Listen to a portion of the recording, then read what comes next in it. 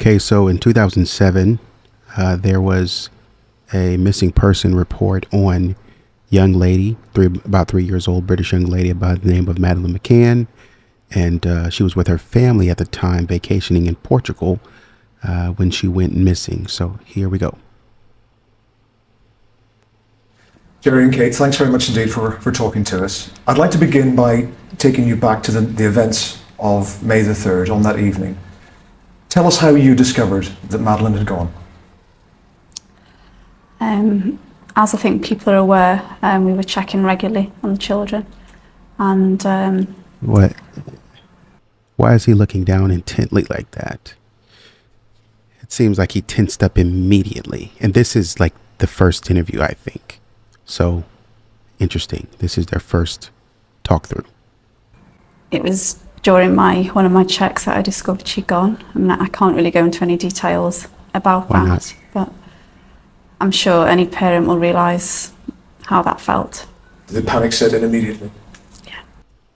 Why can't you go into detail? I don't know if they obtained counsel at this point, but that would probably be the only reason. Pretty much. This is a resort that offers childcare facilities, babysitting facilities. Why then were the three young children left alone in the apartment while you were having a meal?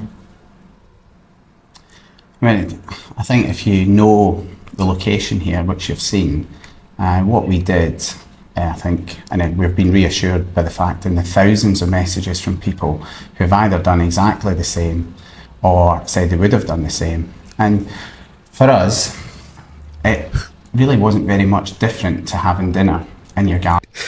That question annoyed him. He's mad. Just... And the proximity of the location.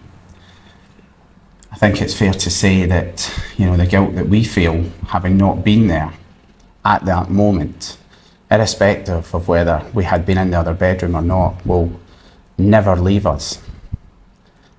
Do you blame yourselves regularly? Certainly the first few days, I think the guilt was very difficult. But I think as time goes on, we feel stronger and we felt very supported from that point of view. Is there a lesson here? You know, this is the thing about it. I don't care how many people did what. I asked you, would you do something different? Like, I'm asking, how do you feel about what you did? I don't care how many people emailed you and would have done the exact same thing. It's different if you're in proximity in terms of being in the same home and you can hear through the door or through the window. But if you know nothing about what's going on, you leave them in a room and close the door and you walk away. She's 3. What? I mean... Do you think to other parents? I think that's a very difficult thing to say, because if you look at it and we try to rationalise things in our head, and ultimately what is done, and we do continually look forward, but we've tried to put it into some sort of perspective for ourselves. We're in a very safe resort. If you think about the millions and millions of British families who go to the Mediterranean each year, really the chances of this happening are in the order of 100 million to 1.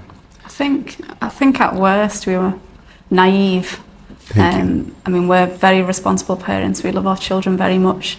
And I don't think any parent could ever imagine or consider anything like this happening. Were you aware of the big public debate that went on in the immediate aftermath, and were you hurt by that? Yeah, naturally. I mean, no one hurts you as much as the hurt that we had. But, you know, we've tried to remain very... So she seemed a little bit tense on that exchange.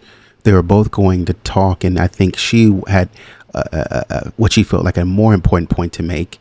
I'm not sure if she likes the direction that he's going in this conversation. He seems to be leading with brass, and she's like, let's just be soft about this. Let's just be contrite. Positive in our outlook. And even small levels of criticism make that hard when you're trying to do everything in your power to get your daughter back. I know you've been very supportive of the Portuguese police investigation, but is there anything that you feel could have been done better, particularly in those crucial first 24 hours when Madeleine was missing, and perhaps it was treated as a simple missing child as opposed to an abduction? I think, you know, we are not looking at what has been done, and I don't think it helps at this stage to look back at what could and couldn't have been done. I think it's fair to say we expected a very British style response that you would expect if you were in a big metropolitan city. But you have to put it in context that we're in a tiny resort. But you know, that aside, the times for these lessons to be learned will be after the investigation is finished and not now. You know, it's an ongoing investigation which has huge resources both from Portuguese and the British. They're working very, very closely with lots of expert help, and I know there's hundreds of pieces of information continuing to come forward. And I would strongly like to emphasise we would like anyone who's been in here in the 2 weeks leading up to the abduction to come forward if they have not already done so and upload their photographs, because we want Madeleine back and people can still influence that. Looking back, I mean, You know what's interesting about what he says and what they are saying, and typically what it looks like when families might have a real intricate role in the disappearance of their child, he doesn't seem to externalize and say, whoever you are, if you're out there, please come forward and show yourself. He seemed to say, look, we're trying to push forward as much as possible. In this case, whatever's out there, we'd love all the information we have. He doesn't criticize the police. He says we have two good teams working on this. We have the British and the Portuguese working on this. You know, anything's helpful. I think so far there's just a mistake on the terms of, you know, being criticized about your decision to leave a 3-year-old child alone in the capacity that you did. That's what he doesn't like. you see anything suspicious in the days leading up to her abduction? Did you notice anything? Have you been racking your brains to try to think whether people might have been watching? We didn't. If we did, we wouldn't tell you because it may be important information, but we didn't, you know. It was such a relaxing holiday. And in fact, as a family unit, up until that night, and with the friends we were here, certainly for us, it was as good a holiday as we have had with the children, up until that point. Okay. You have to keep believing that Madeleine is still going to be found alive and well. Absolutely. And Do you ever, though, allow yourself to drift towards negative thoughts? I think in the early days we did, and I think that's inevitable. I think any parent who's been through this does that, certainly in the first few days. We don't now. We're actually a lot stronger, a lot more hopeful now. And we have to be hopeful. It's what keeps us going and keeps us focused. And what about Sean and Emily? What have you said to them about their big sister? They're really good. I mean, they're at an age really where they're still quite young, and I guess it hasn't had the same impact on them as if they were a little bit older. I failed to mention, Madeleine is 3. She has 2 younger siblings. If you didn't know, maybe you did. She has 2 younger siblings at this point who are twins, and they're 2 years old. All 3 were left in the room at the same time. Now, I don't know how they were left in the room, but they're all left in the room at the same time. And the parents, apparently, according to proximity, were just outside of the door eating dinner with friends. They do talk about Madeleine. They pick up things and say Madeleine's, you know, and that's fine, but they're really good. I think that's, you know, something that is, many people have said to us that this is a parent's worst nightmare. And it is, it truly is, and it's as bad as you can possibly imagine. But, you know, if all 3 of the children had been taken, it could have been even worse than your worst nightmare. Right. And we've got to be strong for them. You know, they're here. They do bring you back to earth, and we cannot, you know, grieve. We did grieve, of course we grieve, but ultimately we need to be in control so that we can influence and help in any way possible. Not just Sean and Emily, but the investigation. So that was a private conversation that was had, that he said to his wife, we have to be strong. We have to move forward. And he's convinced her, and he's sort of consoled her and said, we have to be level-headed about this. And I think that's where the tension comes from. We saw just a second ago, is she is still kind of very emotionally kind of rocked by this, and he is too, but he's saying we have to press forward. A little bit of a faltering language about we can't just mourn. Well, yes, you can, but I'm giving the benefit of the doubt that he didn't mean for it to come out like that. And because of them, the day may come when you have to leave here and go back to the UK. I know you've got no plans to do so at the moment, but how do you think you're going to feel if that day comes and you have to go to the airport and fly back? I can't think about that, Ian, to be honest. I can't think about going home without Madeleine. So. I notice you've got Madeleine's cuddly toy with you as always. How did that... So y'all got money? For real? And y'all didn't put her in the daycare just to... Okay, I thought y'all were broke. I assumed. start, and what comfort does it bring you? Where did it come from, or? No, how did the idea come to just have it in your hands all the time? Well, it's something that Madeleine has with her every night, and if she's upset or not well, then she has Cuddle Cat, and so it provided me with a little bit of comfort. It's something of Madeleine close to me. Okay. This Okay. is International Missing Children's Day. I mean, I guess Madeleine's had more publicity than just about every missing child in the world put together. I'm sure you're very grateful for that. Why do you think it has provoked such enormous public support, of which I don't think we've ever seen before? I think there's a conglomeration of circumstances that have come together in this situation. The fact that we're on holiday, very safe resort, recognised for that.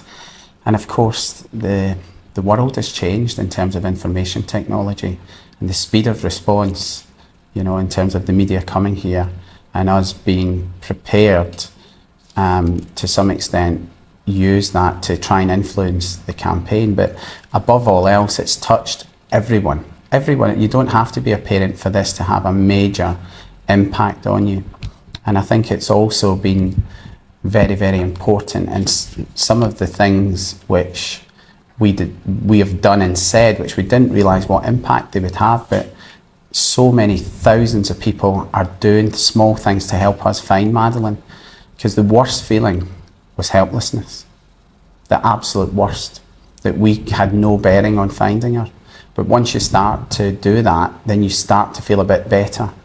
And I hope we're going to look back at the end of all this and say that we have done everything in our power, but also that other people are helping in so many other ways and they feel that they are part of it. Does it worry you that people might start to lose interest as time goes on, the media coverage diminishes inevitably? For me, we know that the media coverage is not going to last a long time. It's lasted much longer, and we have been much, much more successful in driving our message out than we could ever possibly have imagined. Personally, I think it's gone beyond that at the minute, and that there is a feeling with many, many people out there that they will not allow this to happen. And we know that, and we pray that it doesn't happen again, but when it does, the speed of the next response and the template we have set will alter it. And there has been so much goodwill and humanity out there that it really has restored, that one evil act actually has resulted in so much good. Where do you go from here? There's talk of travelling around Europe. Have you got any firm plans as yet? We haven't got any firm plans. We're likely to travel in a few places in Europe, but as yet, no definite plans. But you've got no plans to go back to the UK for the foreseeable future? No. I think that everybody has just been incredibly impressed with you as a couple and how you've dealt with this. There was a period after a week or so where you looked as if you were almost broken, and who could not understand that? And then there seemed to be a sort of a strength come from somewhere. Is that a fair point? Is that what happened, and what brought that about? I think that's definitely true, isn't it?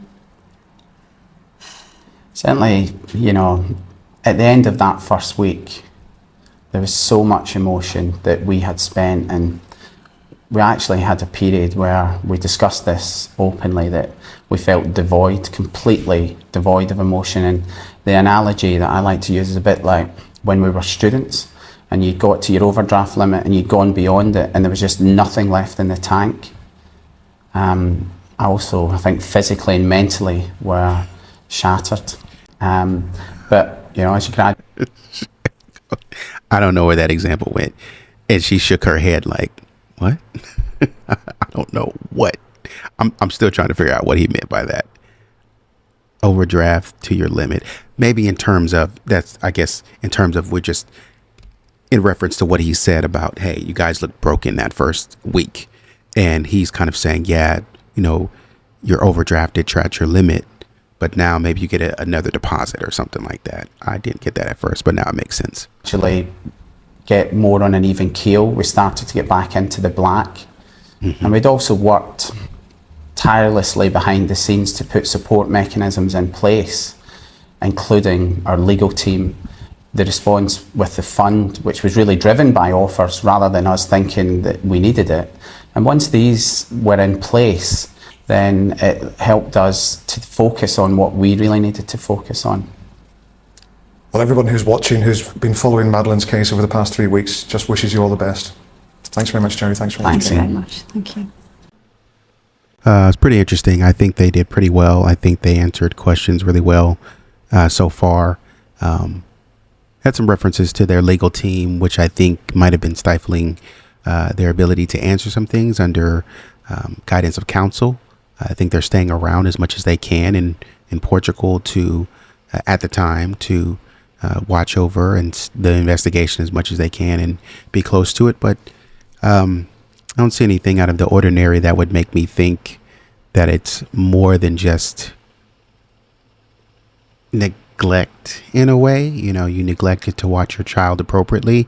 If you have enough money to stay in Portugal, then I don't understand why you didn't just put the child in a daycare. But on second thought, if you're only going to be eating for maybe like an hour and you're right there, then you probably don't want to go through all that trouble to enroll them in daycare and save the money. You think they're very well behaved. My only concern is that you have 2-year-olds, which are twins, and then you have a 3-year-old. Yeah. But other than that, I think so far they're pretty solid. It makes sense. So it is what it is. Until next video, like, share, comment, subscribe. Let me know what you think in the comments. And until next time, take it easy.